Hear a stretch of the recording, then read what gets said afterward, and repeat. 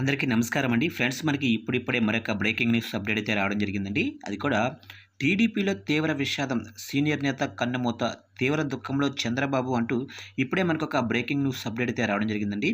అయితే ఇందుకు సంబంధించిన పూర్తి వివరాలైతే మన వీడియోలో తెలుసుకుందామండి. ఎవరు ఏంటి అనేది వీడియో మాత్రం ఎక్కడా స్కిప్ చేయకుండా చూడండి ఫ్రెండ్స్. అప్పుడు మనకి పూర్తి సమాచారం అయితే తెలుస్తుంది. ఇక లేట్ చేయకుండా వివరాల్లోకి వెళ్ళిపోదాము.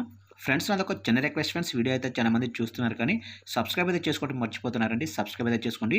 ఎందుకంటే ఇలాంటి ముఖ్యమైన అప్డేట్స్ ఎప్పటికప్పుడు మీకు తెలియజేస్తూ ఉంటాను. ఇక లేట్ చేయకుండా టాపిక్లోకి వెళ్ళిపోదాము. ఇక ఎన్టీఆర్ జిల్లా గొల్లపూడికి చెందిన తెలుగుదేశం పార్టీ నాయకుడు అన్నే రామకృష్ణ మృతి పట్ల ముఖ్యమంత్రి చంద్రబాబు నాయుడు దిగ్భ్రాంతి వ్యక్తం చేశారు. ఇక రామకృష్ణ హఠాన్మరణం తనను షాకుకు గురిచేసిందని, తెలుగుదేశం పార్టీలో కీలకమైన ఓటర్ వెరిఫికేషన్ విభాగంలో రామకృష్ణ ఎంతో క్రియాశీలకంగా సమర్థవంతంగా పనిచేశారని చంద్రబాబు గుర్తు చేసుకున్నారు.